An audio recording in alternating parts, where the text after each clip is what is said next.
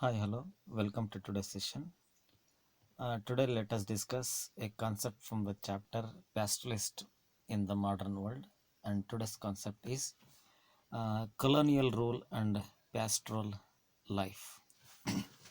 So, here from the concept, we will be able to know or understand how did colonial rule made a rapid impact in the life of pastorals. So, under the colonial rule, the life of pastoralist changed dramatically because their grazing grounds shrank, their movements were regulated, and the revenue they had to pay got increased. Their agricultural stock got declined, and their trades and crafts were adversely affected by the different following reasons. So earlier in the mountains and in the other landforms, so these pastoralists used to move freely in search of a pasture to their herds without any such kind of worries, fears, and laws. Now, the colonial rule it mainly made a rapid impact. So, because of that, uh, the life of the past life it was mainly completely changed. So, the important regions it can be listed like this. First one, the colonial state wanted to transform all grazing lands into cultivated farms. So the land or the region where grass is mainly grown or dominated.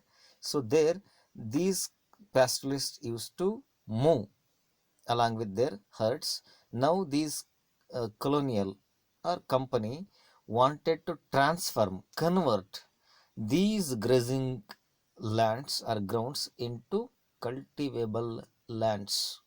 So it was mainly planned in order to increase land revenue. Hence, it was the main source of finance to the company. Because of that, it went with expanding cultivation. So, where it can increase its revenue collection also. Then at the same time, by by converting grazing lands into cultivable land, so there it also planned to cultivate and produce other important crops which they need like jute, cotton, wheat, and other kind of crops which are mainly required for Europe. Then second one, the colonial officials all uncultivated land appear to be unproductive. So there they went with producing neither revenue nor agricultural products. So it was seen as a wasteland. It was mainly classified or identified as wasteland. So these wasteland they wanted to modify or they wanted to uh, make brought under the cultivation.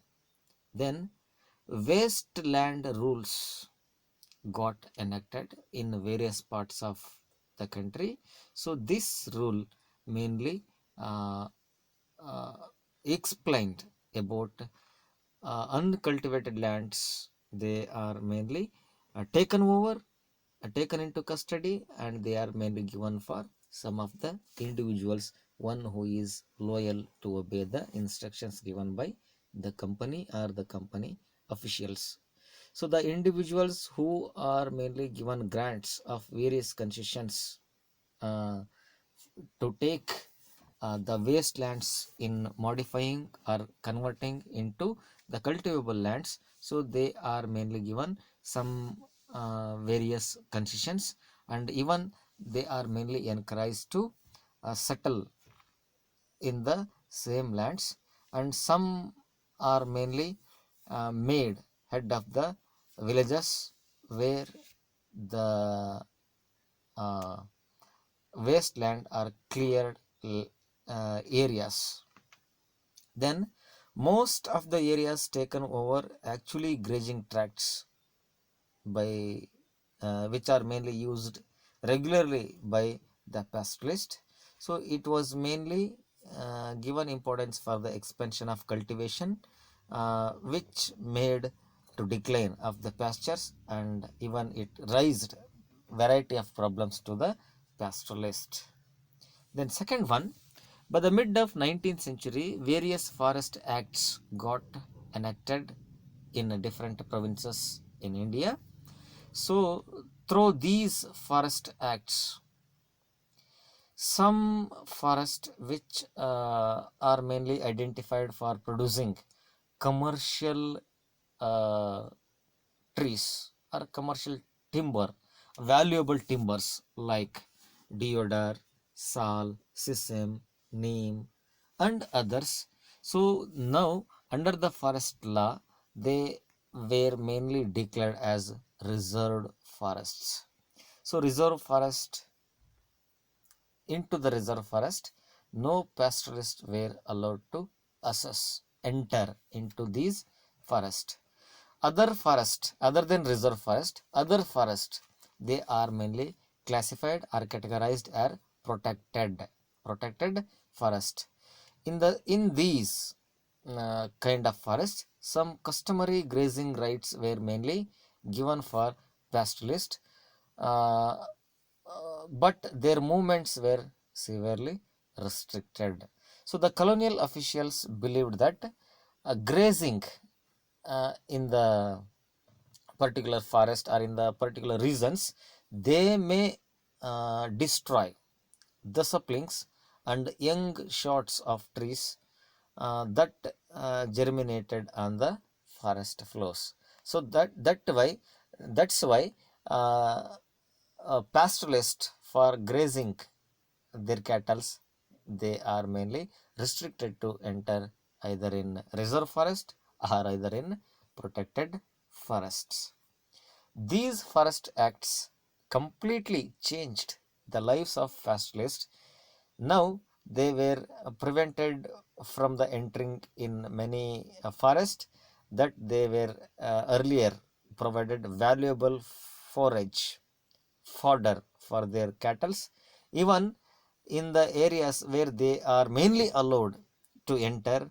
So now their movement were completely regulated, restricted. So now for the entry into the forest, they need to take permission or they need to get permit, and even the timings for the entry and departure from the specified forest, either reserved or either protected, so they are mainly restricted, and even number of days it got reduced, it made limited for the entry of the pastoralist into the forest. Now pastoralists no longer remained in one particular area, even if forage or if fodder was unavailable. So the grass was succulent and under the growth in the forest was ample. So now they had to move because of the forest department permits that had to be issued to them now ruled their lives. The forest laws and Department of Forest clearly specified these kind of forest pastoralists uh, for specifying periods of their movements legally within a particular forest. If they are overstaying, if they are uh, crossing the terms and conditions, then they are liable to pay the penalties or fines. Then third one, British officials particularly, they are very suspicious about these nomadic people. Because of that, they distrusted mobile craftsmen and traders who hawked their goods in villages, and pastoralists who changed their places of residence every season, moving in search of good pasture for their herds.